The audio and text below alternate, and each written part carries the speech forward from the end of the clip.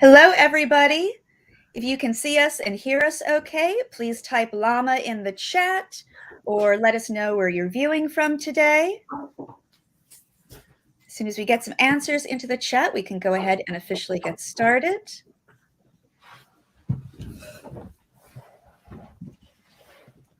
Today we're going to be learning how to paint some lighthouses.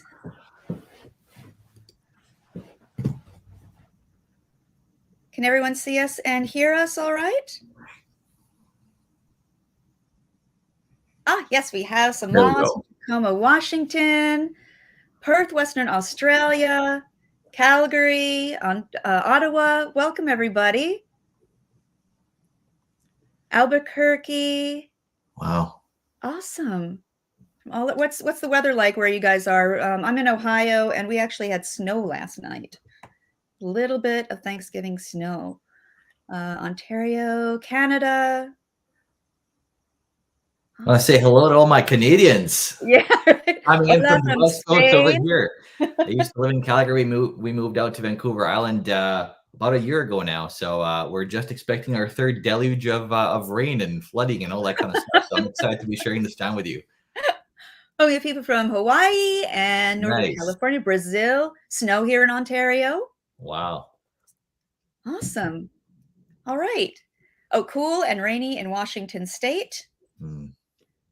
All right. Well, it looks like people can see us. Oh, too hot in Brazil, I'm sure. Okay, so I think we can go ahead and get started. Welcome, everybody. My name is Kitty, and I'll be your host for today's Etcher Mini Workshop preview. And for today's demo, we have Ernest Barbaric, who's going to be teaching you how to capture the mood of a lighthouse scene in watercolor. So if you have any questions for Ernest, please put them in the chat in all capital letters, just like this. And if the questions are relevant to what Ernest is doing at the moment, then I will ask him at that time. If not, I will save it till the end when we have our question and answer session. And also we have a private Facebook group where you can post your work if you follow along today or you decide to try the demo later on. And you can post your work there and get some feedback or just share for the sake of sharing. So I'm going to hand this over to Ernest, who will tell you more about what we're going to do today. Awesome. Thanks so much for joining us, everybody. It's nice to be here. This is my first time doing a live like this, so I'm really excited to be sharing some of this time with you. Hopefully we can do some painting together and do some like really nice, easy sketches. So before we get started, one of the things I want to share with you were a couple of quick sketches that I've done recently. And in it is one of these. Actually, this is going to be what we're going to base our mini workshop on, which will be happening after this. And there's a few other ones that I've done recently. So as you can see, I've been enamored with this idea of sketching and using pen and ink and watercolor to capture some of these really cool moments that we get to see. There was a challenge on Instagram that I followed a little while ago that got me to paint some of these boats. And I love lighthouses and capturing these kind of cool moments that we get to see. So this gives you a bit of a flavor of what some of my art is like, or I guess some of my sketching is like. I'm a little bit reluctant to sometimes call myself an artist, but this is one of the things that we're going to be doing for our mini workshop, and we can cover all those kind of details. If you have any questions, go ahead and ask. Today, we're going to do something a little bit different. Today, we're going to do a really fast sketch to capture the idea of a place. So this might be considered a preliminary sketch or something along those lines, and we're going to try to capture a moment together. Or I guess you can watch me capture the moment on the demo, and we can do stuff together in the workshop and so on. Of a lighthouse. It's called the Fisgard Lighthouse. It's here on the west coast of Canada, and it's an amazing, really cool lighthouse that's been there for many, many years. And you can see from many different angles. And because we're on the coast, the skies change quite a lot. So you can see many different moods. At night, it looks completely different than on a sunny day, but it's cloudy, it looks completely different. And so this demo today is based on a time when I went there with my family, and we were just kind of looking around on this beach it's called Esquimalt Lagoon that's really close to this lighthouse. And it was a really cool moment. I just saw it, and I really wanted to capture it. Now, because I have a 6-year-old, I don't have a lot of time. So with that being said, this is the kit that I usually bring with me. And with the limited time constraint and with the limited supply constraints, I'm able to bang some of these out in 10 to 15 minutes. And that's what we're going to try and do today. So as we get started, I want to show you my kit here so you can see what we'll be using today. This is something that I found in one of those army stores. I do believe Etcher has a much better solution than I do here. But this is what my sketching kit looks like. And I'm going to erase some of the stakes for us today because I'm going to be using even worse paper than you have access to. So I'll walk you through this really quickly. So what I use is a 0.7 lead pen, a 2B with 2B lead. I sometimes use these white gel pens. So this one in particular is Uniball Signal Broad. I think, can't remember what the other ones are, but basically like any white gel pen is going to essentially do the exact same thing. I use that to punch in some details and to make things super simple today and to make them more applicable as folks are, probably traveling and using the same things. We're going to be using this water brush. So this is a Pentel Aquash brush. You can find it in many art stores. And then this is my absolute favorite pen. So it's a platinum carbon ink desk pen. They're about $10. You can get them from Amazon or eBay. Super cool, and they come with these little cartridges inside. And the reason why I like this one in particular is because carbon ink is waterproof. It dries really quickly, and you can paint over it, and it doesn't smudge or any of those kind of things. I'll walk you through a bit of a palette. So this is again, old palette. Before we had all of these things available, I had to order this one from New York. It cost me $50, and you can get these on Amazon now for like 10 or something crazy like that. The color selection, I'll just walk you through that as we get through. This is ultramarine blue, Prussian blue. This is cadmium yellow, but I used to use nickel azo yellow. This is pyrrole red, neutral tint, and red, transparent red oxide. I use that instead of burnt sienna because I find it's got a bit of a livelier look. So this is a really minimal palette. It's got 6 colors, and you can do almost pretty much anything with it. We'll be using 3 colors for our sketch today. And I bring a little rag so I can dry off my brush. And this is a tiny little watercolor journal that I found that I sometimes use when I go out sketching. And this is capturing some of those kind of moments. So we're going to be doing something similar to this, but I'm going to raise the stakes even higher. Let's say you can't even get fancy, nice paper that's 100% cotton, which is what you really, really want. We're going to be using something that I found that was on sale in an art store here recently. It's a Fabriano Studio Watercolor 25% cotton paper. So I take these sheets, fold them in half, and sometimes into quarters to do some of these quick sketches. All right, so I talked for a long time and really quickly. So now we're going to get to painting so we can get a bit of an idea of how this process actually looks like. If you have any questions, post them in the chat, and I'll try to answer those as we go. I'll kind of walk through my process a little bit as well. So let's get all of our supplies out, and then we're going to get started. Oh, you know what? I missed a really important announcement. I'm going to share something with you that I haven't shared with anyone for ever. So this is, just to put some things into real perspective here. When we first connected with Etcher, I told Kitty that I had this sketch for the very, very, very first sketch that I did. And I couldn't find, I looked for hours for this thing. So this is the very first watercolor sketch, urban sketch that I've ever done. And this was in September 2014. I actually really like it. I didn't know what I was doing. So I just I tried using watercolor pencils and all that kind of stuff. So it didn't work out. And the first official urban sketch was this of the skyline in Calgary. This should give you a pretty good perspective of how things have changed since then, I guess. I think it's kind of important because a lot of us see the kind of art that some folks are able to put on Instagram. And I know myself, I'll sometimes get myself caught up in comparison and thinking that I should be better, and then I don't like the stuff that I make, and then I'm well worried about it. And really, at the end of the day, it's just a process. I think if you make it not fun, then you're not going to enjoy it and you're not going to paint. The way that I look at it is I use this to capture some moments. I use it to relax. And it's one hobby that I kept after having our kiddo that kind of gives me a bit of a chance to do a creative expression. All right, I talked for a long time. Yes. There's some comments in the chat saying, yep, love the sketch, nice and clean. And also great first sketch, how great you have it and that you should frame it. And I agree. You know what's funny? It's on one of those Pentalic books that they used to sell. Like it's not even on watercolor paper or anything. Uh, Thank you so much for that. I really appreciate it. That helps balm some of the wounds that I've carried with me since 2014. All right. So let's have a bit of a look here at what we're going to do. So hopefully you've had a chance to look at what our lighthouse is going to look like. I've included that in the reference photos. And we're going to get started with a super fast sketch of, so here's the process that I use. The first thing I'll do is I'll capture some of the rough shapes with my pencil, just so I know where to place things. And then after that, we're going to do a quick pass with ink, and then we're going to splash some watercolor, and boom, we're done. Again, this is my scenario. You're out on the beach with your family. Your kid gives you 15 minutes of freedom, and that's the time that you have. So let's get into it. Now, some of the questions that I noticed in our Facebook group is that folks often ask, where do I start or how do I begin? I don't have a good answer for that. I just start with whatever looks interesting to me, right? So if you see something that captures your attention, just start there. And if it doesn't fit on the page, that's fine. You can try it another time. It's not a big deal. So let's have a look here. So I know that this lighthouse has a cool red top. It's got something like a cool. Ernest? Yes. For the sake of the video, could you draw a little bit darker? Heck yes. Thank you. Darken this right up with an ink pen too. So hopefully this will be a little bit better.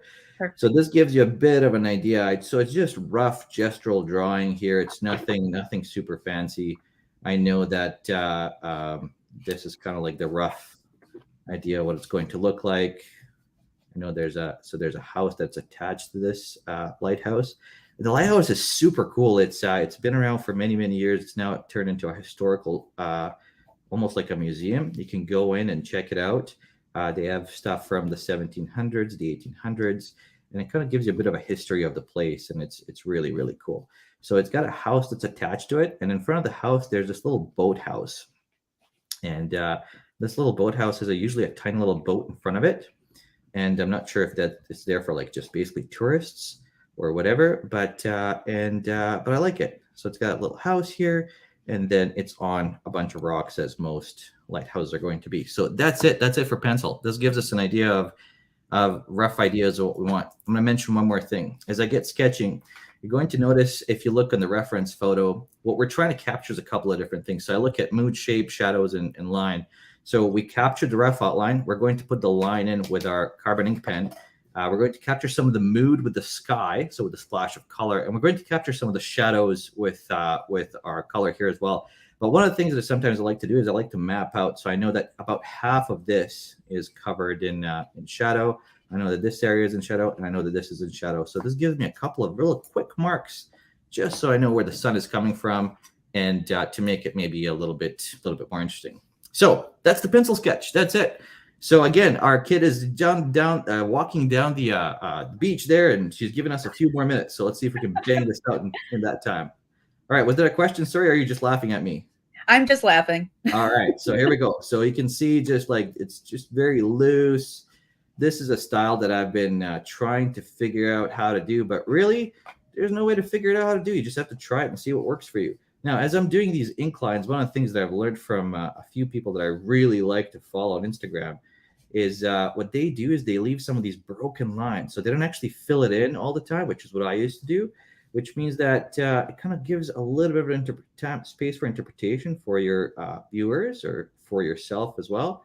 So, just giving some suggestions here and there, and I'm not closing all the lines and all that kind of stuff. I found that for me, every time I try to do that, things would come out a little bit cartoony.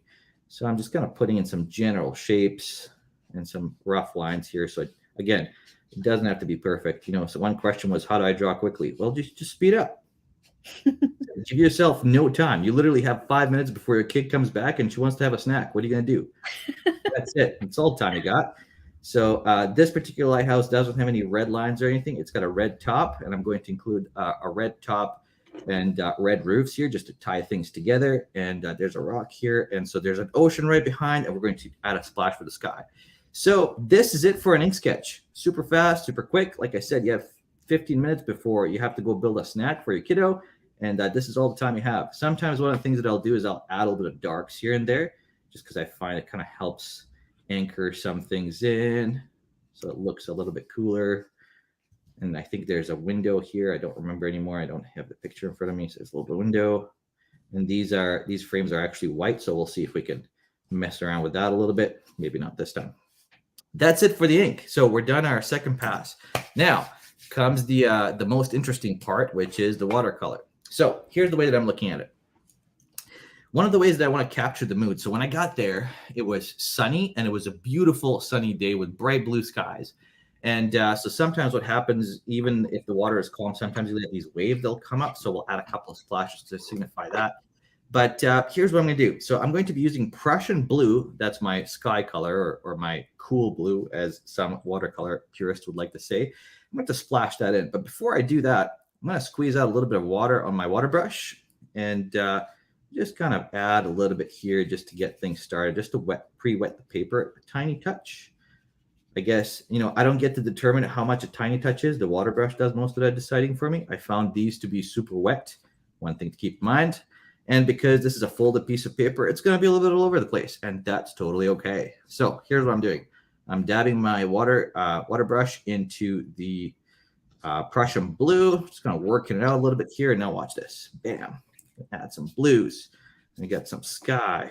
And we got some like clouds and all that kind of stuff over here. Somebody was asking me, how are you loose? Or how does the color so loose? Just splash it on. No wait, you don't think about it too much. The more you think about it, the more time is gone. Then you have to go make snacks. That's not how things work. All right. So there we go. We're gonna add a little bit of darks here just for some interest.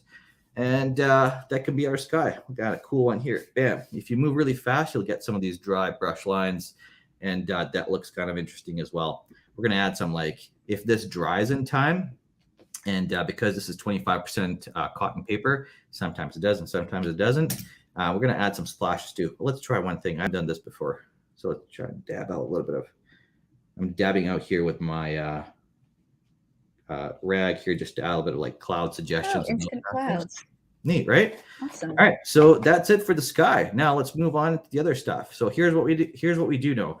I know that there's a shadow here, and then this is in shadow, and this is in shade. Shadow and shade are two very similar words, so hopefully I'm using them properly. So what I'm going to do is I'm going to use some neutral tint because I don't have time to mess around. Like I said, we're almost snack time. So we're going to do like, all right, so we're going to add some darks over here. I know there's a shade underneath there. This is also in shadow, and there's a little shade underneath there. And now, because these are actually red, but I'm just capturing some quick things here. I'm changing some of the colors from the photo, as you'll notice. The other thing I'm going to do is I'm going to add a little bit of darker here, but just to make it more interesting, just to add a little dabs of dark, or darker dark. Does that make sense? Mm-hmm. There's a suggestion of a window or something over here. All right. Now, because this part of the lighthouse is actually white, what we're going to do is we're going to dilute this. We're going to add more water to it, and then we're going to do a little graded wash on the side. So check this out. So we know that I need to add a little bit more paint here. So this is neutral tint. I'm just going to come it down here. You can see it just adds a little bit of cool little shadow, right? Then we're going to add a little bit more dark to it to make it look rounder. There. I'm going to add a happy little shadow here. I'm channeling my inner Bob Ross. So let's do, and the other thing I'm doing here is I'm just softening some of these edges, and that's kind of it. Super fast. I'm adding just a touch of neutral tint here and there just to make it a little bit more interesting.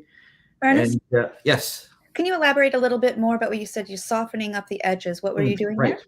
So what happens is that I'm not sure if you can kind of see it. So if you do a straight line like this, you know what? I'm going to show you an example. Let's do this really quick. Great, thank you. This is not good paper, but we'll see how it works. So if you take color and you go like this, whoops, you'll notice that this has a line, right? So it's very defined. Now, if you clean your brush and you just put water on it, what it'll do, it'll dilute just to one side. And then you have this really cool little fade, right? So that's what I meant by diluting it. So adding a clean wash. So basically the reason I did that is because this is round. It doesn't have a hard edge. This has a hard edge, but this doesn't. So that's why I added a little bit of that. So next thing, a little bit of fading, I guess. Does that answer the question? Thank I'll you. take that as a resounding yes. Awesome. All right. So let's do our third and final color, and then we'll do a little bit of final touches and kind of make this look a little bit nicer. So I know that the top of the lighthouse is red. It's got that. We're going to make the roofs, whatever the right plural of roof is, roofs. We're going to make those red too because they look kind of cool like that. And then what I'm doing right now is I'm going to add a touch of neutral tint to that red. See that? Just touching it. I'm not sure what Bob Ross would say, but we're going to touch it here with neutral tint, and we're going to just dab that in a little bit on the side to suggest a shadow. Just a little bit of interest here, just so it looks a little bit different and adds a little bit of interest. There we go. All right. So most of our sketch at this point in time is done. We're going to add a couple of cool splashes here and there. But let's do one more thing here. I wasn't planning on this, but let's just try it. So I'm going to take some of my, what is this? Transparent red oxide or burnt sienna and add it to the neutral tint here. So just kind of see what happens. I'm just going to add a little bit of line here just in case to kind of suggest some rocks and those kind of things. Some shadow. Not really sure if that worked out, but that's okay. So I know that this is going to be a little bit darker here. So what I'm doing right now is I'm adding a little bit more neutral tint to some of these places, darken them up. All right. So now what we're going to do is going to add a couple of final touches of interest. And so for that, I'm going to take Prussian blue. I'm going to add a bunch of it here to my brush. I'm going to make my brush super, super wet. So I'm squeezing it here, as you can see. And we're going to add a little bit of splashes. So let's see what happens. I'm going to add, oh, sounds like it's got to be a little bit more juicy here. Let's cover up. So this might suggest, waves splashing up. Oh, that didn't work out, but that's okay. And we're adding a little bit of that. And you know what else? I like this red a lot. So I'm going to add a little bit more, a few more splashes of red. And then we're going to add a couple of final details, and then we're going to wrap this up. So as you can see, I've based everything around my kids' snack schedule. So we're going to add a couple of, so these, by the way, these brushes aren't the best for splashes because for some reason they refuse to do it. However, like if you were using a normal brush, you might have better luck. Could you flick the bristles? Like with your finger? I haven't really tried. Let's see. Yeah, I guess it's tiny little red marks. Cool. So when this dries, it'll give us a bit of a different look. You know what? Let's just try that. So what I have, I'm going to use my hair dryer here. So I'm going to apologize for. I'm going to mute myself for just a second. Okay. Okay. Here we go. And everybody, if you're following along today, we would love to see what you've done. So I'm going to put our tags for Instagram into the chat for both Etcher Studio and for Ernest. And then, of course, we also have our private Facebook group where you can also get some feedback from Ernest if you'd like. You can just tag him when you make the post. So that's in the chat right now as well. All right, so that is dryish enough. So here's a couple of things that we're going to talk about in the mini workshop a little bit more. So one of the things I'll often do is to punch up the contrast and to make things a little bit more interesting. I use the ink pen again and a white gel pen. So in this particular case, if there was an area that I really wanted to kind of highlight a little bit more, I'll go back over it with a pen like this. Make this, highlight this window here, this part over here. There was a big kind of meteorological, I don't know if I said that properly, thing at the top of that. So maybe there's some lines here. So you can see what's happening is that we're adding some more interest cues and immediately changes. It starts adding more punch to the picture. And I also know that this particular area also has a fence. And then if we wanted to do something kind of cool, so maybe there's a reflection up here of some sky. You could add a little bit of white. You can see how it's starting to change, add some more cool interest to the photo. Maybe there's some lines here like that.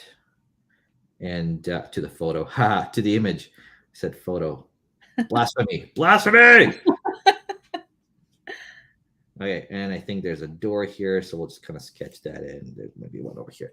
So that was the super fast, really quick process of just banging together a painting within, like I said, within the time that my kiddo has a chance to go from wherever we're sitting on the beach, down the beach and back to get a snack. And first of all, I want to mention that I do love my kiddo, so I enjoy those moments very much. And it also imposes a little bit of time constraints. So this is a really fast process of what something like this may look like. Now, knowing what I know now and the way that we've sketched this out, here's a couple of things that I would look for next time. So I overdid it here with the blue. So it means that I cut off a part of the lighthouse. So I might kind of sketch some of that back in with this white gel pen just to put it back, if that works. So I went over there a little bit too much. I don't think this ground worked out really well, and that's okay. If I had more time, I would then start adding some shadows in for the rocks, and make it more interesting that way, and maybe complete some more of the maybe do something cooler with the sky and so on. But this is a really quick preliminary sketch. From this, you can develop nicer paintings that are much slower and more deliberate and take a little bit more time to paint and dry. What we wanted to do here is wanted to show you how you can, if you have no time, no super limited supplies, you can get out with like very little supplies here and be done in 15 minutes on your lunch break. And the process, like I said, it's pretty simple. So again, going over it, we do a quick rough gestural outline of where things we think should fit with a pencil. Then we go over some of those lines with ink, but not all of them in super detail, so we don't close all the shapes so it doesn't look like a cartoon. And then we add some splashes of watercolor. So you can add, your sky is going to control your mood. To make things super fast, I use neutral tint to capture some of the shadows. And then a cool punchy color. So in this case, it was red to make things stand out. So I think it looks fairly contrasty on this photo, and I'm not on the image, so I'm hoping that this is I'm hoping that it's in focus. But this is a really cool little sketch, and then you can put your name on there and then send it to someone as a Christmas card. I don't know, it's all kinds of cool stuff. You can make your Christmas cards for your next walk. Those are just a couple of, that's it. That was the quick demo. And like I mentioned, we'll talk about slowing things down more and going through the full process. When we do our mini workshop, we'll actually do something very similar to this one. And if I'm working slowly, if I'm doing this in the evening after everybody goes to sleep, these are some of the things that I'll sometimes sit down and relax and do a little bit of painting. Again, I love living here. It's so cool. This is a really cool street by Bastion Square in Victoria. So I love there's a place called Irish Times that have these really cool red umbrellas, and they're so cool to see. And there's old lights, and there's tons of really cool things to see around Victoria. All right, I'm gonna pause here. The red umbrella picture, was that done with your minimal palette as well?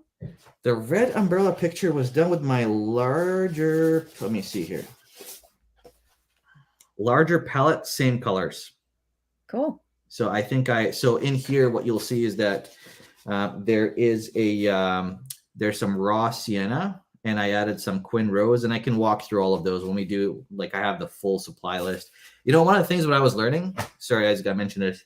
One of the things when I was learning, I was always looking to see what other people are using, what colors and specific makes. And I'll just mention that really quickly. I use M-gram colors, and I've tried all kinds of different ones. I like these because first of all, the reason what attracted me to them was that they're different. I look for things that are, unique, I guess. So they use honey instead of gum arabic for their binding or whatever. And for no other reason than that, I thought they were cool, and I tried them, and I love. They always stay slightly moist, no matter how long you leave them. It takes forever to dry. They never go fully dry. Like Daniel Smith will go fully dry. These ones don't, and for some reason I like that, and I've stuck with them ever since. Great. Yeah, I feel like I talked a lot. Let's see some questions and things that I can help you guys with. Well, I think you were incredibly thorough, and there really aren't any questions right now. All There's some right. comments saying that this was really fun and can't help but enjoy doing this. And this is a great comment too. Beautiful. I can't imagine what amazing works he will create when his daughter is a teenager and doesn't hang out with them anymore. That just made me sad. Oh. She just lost her second front tooth, so she just talked about how for Christmas she's gonna sing "All I Want for Christmas Is My Two Front Teeth." Oh, that's adorable. What else might be kind of interesting for us to cover before we wrap up? Well, let's see. Everybody, if you have any questions for Ernest, please think about them now and put them in the chat. Also, we have a question we would like to put to you guys. We would like to ask you if you could only have 6 colors in your palette, if that's all you could pack into your travel kit, what 6 colors would you choose? We're always interested to hear these kinds of things because everybody has different choices. So please put your answers in the comment section under the video. So not in the chat, but in the comment section under the video. That's a heck of a good question. I've asked myself that for years. I keep changing mine constantly. I I'm still haven't got my settling. I'm perfect set slowly yet. getting to like the set that I really like that works really well. But I hear you. That's a good one. While we're waiting for more questions, let's talk about the mini workshop a little bit. Heck yes. So the mini workshop is a 90-minute class where you get to delve deeper into the techniques that Ernest was teaching today. And also, it is a step-by-step process, so we can slow down a little bit more. You have plenty of time to ask questions, and it's a great way to support Ernest and his work as well. And if you can't attend the live class, which is on Monday, December 20th at 2 o'clock in the afternoon Eastern Time, a recording will be available only a couple days later. So Ernest, why don't you tell us a little bit more about some of the things that you're going to be teaching us in the mini workshop? Sure. So for the mini workshop, we'll be using, I'm not sure if I'm seeing this live. Do you want to flip to my face so we can speak to the camera? Yeah. Let me go ahead and bring us back up here. Okay, hello. So I'll give you a bit of so what we're going to be doing in the mini workshop will slow things down. And this was a quick preliminary sketch. And what we'll be doing is more of like a paint. I'm moving towards painting, I guess. And it'll look something like this. This is the painting that's based on the same lighthouse from a different angle. And so we'll look at, okay, how we're going to break this down. What does it mean to use values in a different way? How do we make things pop? How do we make, for example, the white look white and make it really stand out against the sky and those kind of things? So we'll walk through a bit more of the thinking process that I've adopted from years of trying to figure this out. And then once you kind of figure out the process, then it's all practice. So that's what we're going to talk about in that workshop. We'll be able to slow down, answer any questions you might have, how to build a kit or what colors should you use or how can we get replacement colors if I can't find that one. All of those kind of questions. I'm particularly enamored with lighthouses, and I really love the Fisgard Lighthouse. And so it'll be kind of cool to do that. And again, you can apply, once you learn the process, you can apply it to whatever urban sketch you go and draw. The one thing that I find for myself is that I don't often have time. I don't often have time to sit somewhere for an hour and paint. And so all of these go fairly quickly for me. The longest thing is waiting for the paint to dry, especially if I'm doing a couple of layers, which we'll talk about. And the other thing that I also wanted to mention is that, for this sketch and for these things these paintings that I've done them on practice paper, so not even a great paper. For the sketch for this class, we'll be using 100% cotton paper. So we'll talk about what are some of the differences there and how you can get more out of better paper. I guess that was one thing that I've learned, since starting to play around with this area. So I have one more guilty thing to share with you. When they first came out, very first edition of these, I've heard so many of these from so many urban sketchers, I bought this probably like, I don't even know, 2018. So it's like, it's got a few years on it. I've never opened it. It's blank because I was afraid to use the nice fancy paper. And so we'll be cracking one of these open, and not just that, but we'll be cracking one of these awesome ones from Etcher. This is called the Perfect Sketchbook. He uses 100% cotton paper, so I'm super excited to do that. We'll do it for the first time together in the mini workshop, and we'll use proper paper, and you'll see how much difference it makes when you're going from cellulose or 25% cotton to 100% cotton, and what are some of the cool things you can do with it as well. Yeah, so I'm super, super excited about that. It'll be really fun. Again, we'll slow it down. We'll go step by step. Any questions you might have along the way, we'll answer those. And then we'll paint together. It'll be really fun. Great. End scene. So we do have a couple of questions. Yeah. There are a couple of questions actually regarding neutral tint. Asking if there are any alternatives to neutral tint to make shadows, and also what are the advantages of neutral tint? Mm-hmm. I use neutral tint because when I was in the process of buying thousands of different colors and trying different ones, I liked Payne's gray and I like blacks, black colors. So ivory black, and I can't remember what the other one is. And so after trying all of those different ones, I've learned that what pushed me towards neutral tint was Alvaro Castanet. So he's a really awesome watercolor painter, and he uses neutral tint a lot. So I was like, if he uses neutral tint, then he must know something that I don't. So I'm like, let me just start experimenting with this. The cool thing with neutral tint in particular is that it can neutralize whatever color it's mixed with. So if you have a yellow, you add a touch of neutral tint, it'll tone it down. If you have blue, you add a touch of neutral tint, it'll tone it down. It'll make it darker without changing the hue of the color. That's the cool thing about it. Now, in terms of alternatives, for shadows, I'm only using neutral tint here because that's the one dark I kept here. You can literally use anything you want. When we're doing super fast sketches like this, you can use Payne's gray, you can use ivory black, you can even use indigo because that's pretty dark. You can even, if you don't want to use any darks or blacks in your palette, you take ultramarine blue and you mix it with burnt sienna, and you get a gray or a black. Or you can take, if you have green, so for example, you take a green and mix it with a red, that'll get you a black or a gray. So that's one way that you can create those. I use it as a shortcut. I find, especially if I'm sketching really quickly, that's one way to get at it really quickly. Hopefully that answers the question. Oh yeah, I think so. And let's see, another color question. Sure. So I'm going to ask you this one first because it's probably a quick one to answer. Where is this lighthouse located? This is the Fisgard Lighthouse. It's located on Fort Rod Hill, which is just outside of Victoria. It's next to the Royal Roads University. So it's on the west coast of Canada.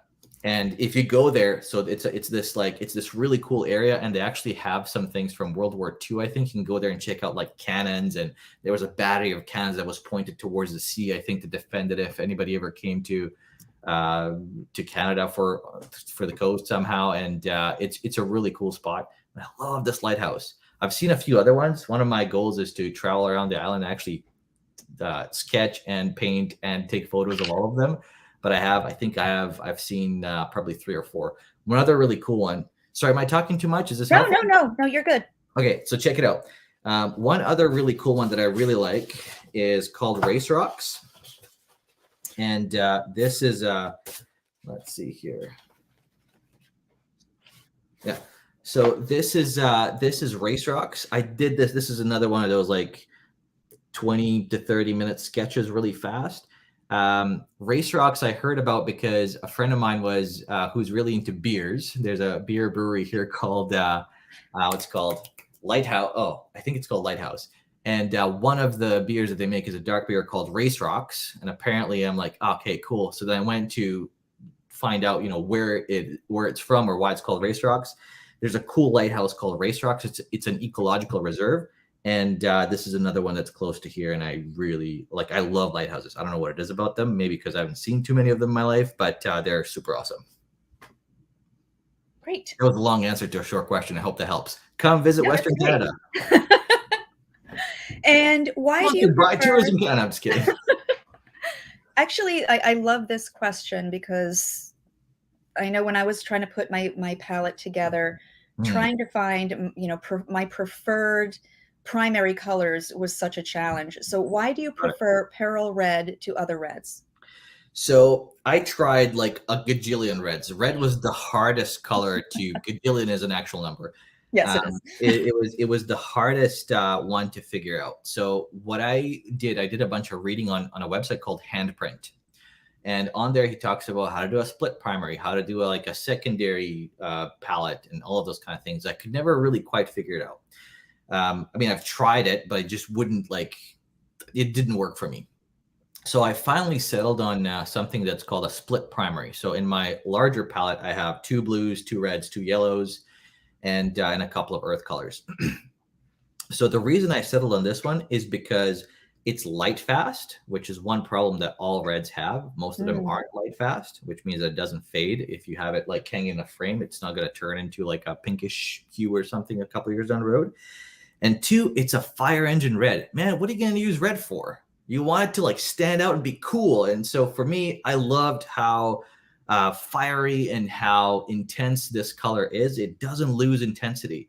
And so that's why I settled on that one.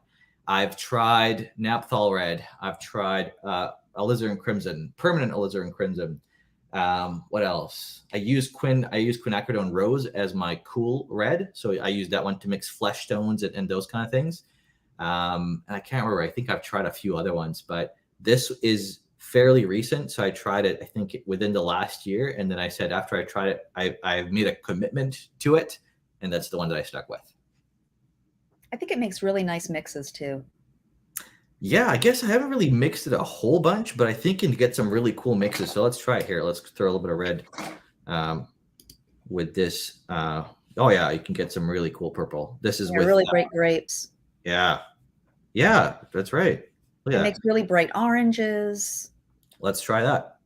And while we're here, let's just do it. You already did this, but mixing it with neutral tint. Oh, here we go. That's a nice makes a beautiful, like dusty purple. Let's try it. Yeah. See, like this is really cool. This is it's a great color. So this looks to me very similar to as the blue mix here, but it's slightly darker. Yeah, it's like great color. I really like it. And I find that it has a great range, and I think most importantly has the intensity that most other reds don't. Yep. And Ernest, there's a request in the chat to please repeat the lighthouse name again. It is called the Fisgard Lighthouse on Fort Rod Hill in Victoria, BC, Canada. Thank you. Come visit us. And I'm not seeing any more questions, so I guess we can go ahead and wrap up. Great. So yeah, any final words before we go? Any last words of wisdom? Let me think. I'm just kidding. When it comes to these kind of quick sketches, I used to always fuss about them not being good enough, or I'm not doing this well enough, or it didn't come out the way that I wanted. And one thing that I've just discovered after a few years of messing around with this is to just have more fun with it. I would put a lot of pressure on myself to try and make it as good as what I thought other people were painting on Instagram and such. But, now little mistakes are just cool little artifacts that you get to leave. And so that's been the biggest shift for me. And now it's just more fun to paint again. And I really enjoy it. Even if it's not perfect, you kind of embrace the imperfection. The Bob Ross way, which is like, let's put a happy little bush here. Put a little happy little bush there. It'll work out. That's my last words of wisdom for this time. I hope this was valuable. I'd love for you to join me on December 20th for the mini workshop as well. We'll slow things down and have a lot more fun. And, thanks for joining me today. I really appreciate it. This is the first time I've done this, and I hope it was valuable. I hope you had fun. And, hopefully we'll see you then. Or catch me on the Facebook group as well. Yeah. And there's some more comments in the chat saying, love the quick sketch idea, fits my attention span. I can relate to that. And just saying awesome, and thank you, looking forward to the mini workshop. Thanks, great demo. So excellent. This was a great, This was wonderful, Ernest. Thank you so much. Hey, thank you for joining me and thank you for having me. And everybody, we do these live demos a couple of times a week, so please subscribe to our channel and turn on notifications to stay updated to when we go live. And we also have our Make More Art podcast, product demonstrations, and much more. And thank you so much, Ernest. Again, this was really wonderful and it was fun. And for those of us who don't have a lot of time to paint, I think this was very inspiring. And also, you know, just that the limited palette is really inspiring as well, just to see what you can do with it. Yeah. And thank you everyone for watching today. And until we see you next time, make more art. Goodbye, everybody. Bye-bye.